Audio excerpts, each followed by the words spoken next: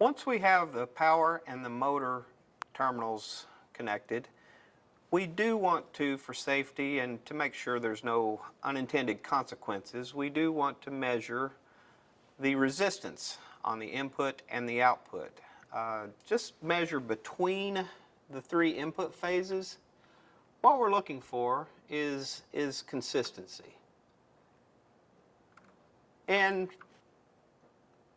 definitely looking for no shorts. Also, we will measure to the ground connection, just to make sure we're not shorted to ground before we apply power to the VFD. Also, on the motor side, we want to check to make sure the motor is connected. Check for motor resistance. Should be a very low ohm reading. And as well, check to ground, just to make sure there's no shorts going to the motor.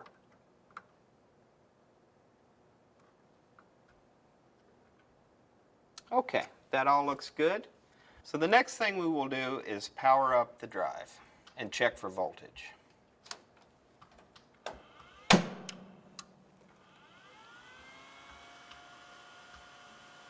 We will set our meter on AC volts.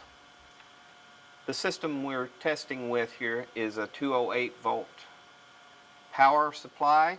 So we measure L1, L2, 207, 1 to 3, and 2 to 3. So we do have proper voltage. Power back down, and let's put the cover back on the drive.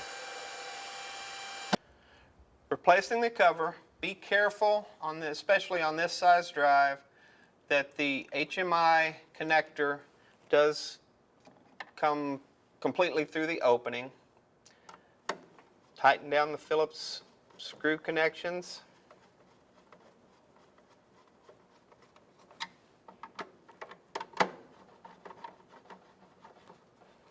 And reinstall the keypad. Put the bottom in first and then snap in the top.